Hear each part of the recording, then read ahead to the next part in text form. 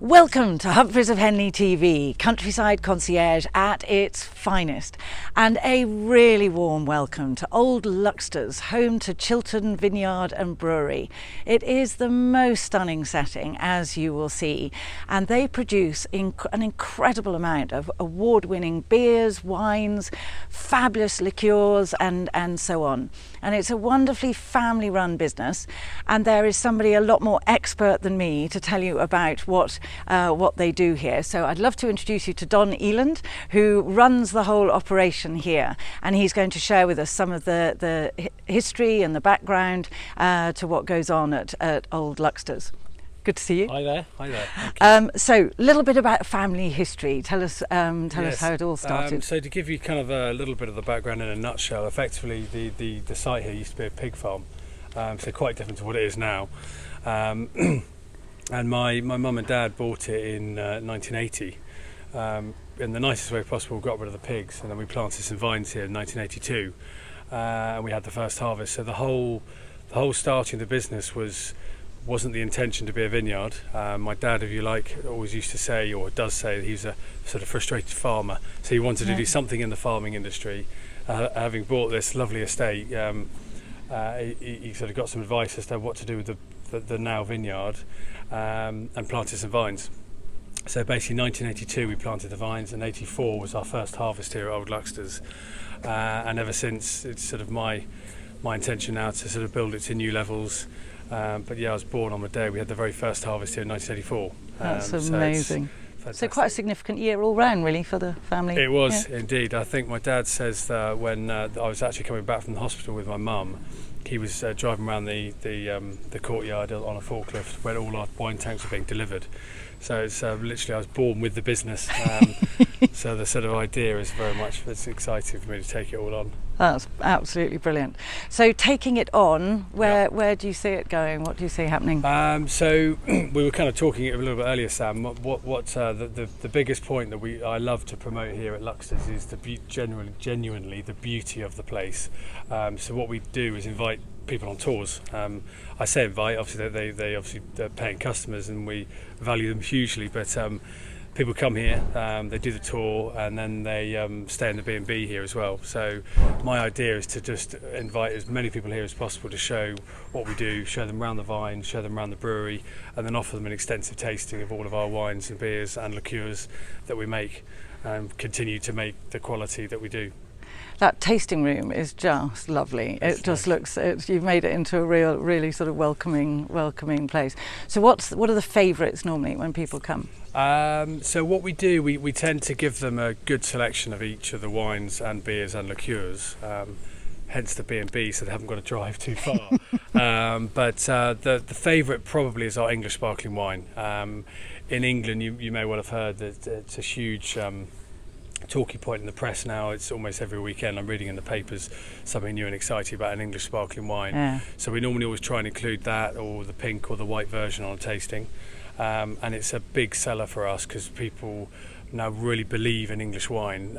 Many years ago, English wine wasn't as good as it is now, but it's been proven by so many vineyards, not only just ourselves, of course. There's lots and lots of vineyards in the UK.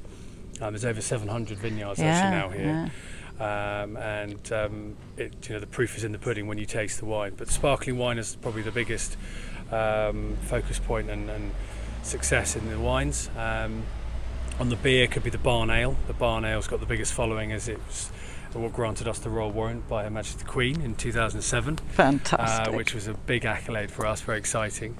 And on the liqueurs, we were talking about that Blood Orange. Yeah. That's got the biggest following. We even use that we make local pâté with it and truffle chocolates with it in it, and all this sort of heavenly stuff. And what's the award that it's just won? It won an award in the International Wine and Spirits competition, so it won a bronze award for that. Sort of 3,000 odd entries, and obviously an international recognised competition. So we're super proud for that. Yeah. And deservedly so. Indeed. That's brilliant. Thank you. Thank you. Okay, so we've had a lovely conversation with Don about the history and how all of this started. And I'd now like to introduce you to Neil, who is chief winemaker, chief brewer, and all things good about making the fabulous drinks that are produced on site. And we were just talking about the old and the new vines. Can you tell us a little bit more, Neil, about what you've been doing here? Yeah, absolutely.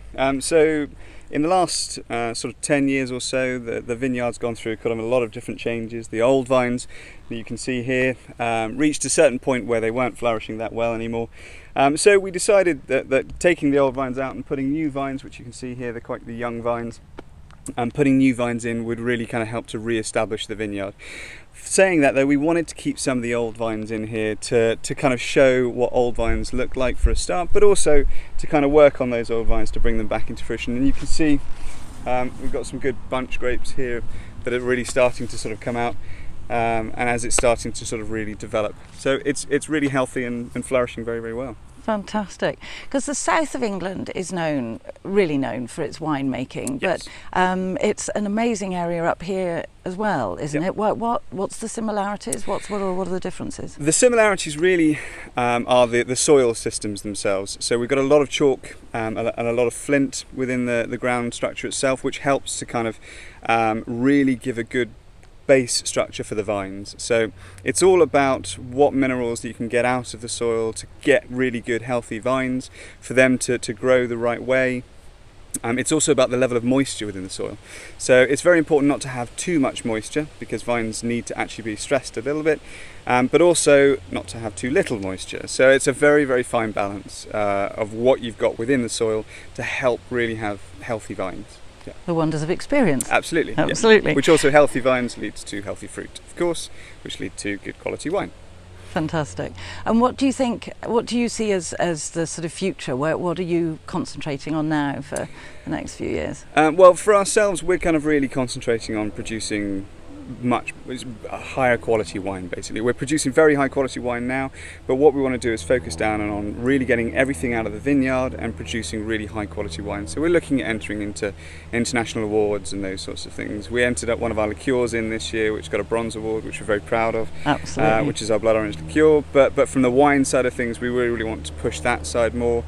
We've been producing wonderful wines for years, but we haven't entered them into competitions. So for us, that's going to be the sort of the push, and achieving sort of a bit more sort of recognition from a worldwide stage. Fantastic. Thank you. You're welcome. Well, you have seen just how amazingly beautiful it is here, and you've got the opportunity to do the thing which I can't share with you, which is taste all these beautiful wines, liqueurs and beers, whatever your preference is. So as you can see, it's well worth a visit to the Chiltern Winery. You'll get a hugely warm welcome, have a wonderful time, and hopefully be able to sit in the sunshine like we have, and maybe even stay the night in the lovely B&B. Look forward to seeing you next week.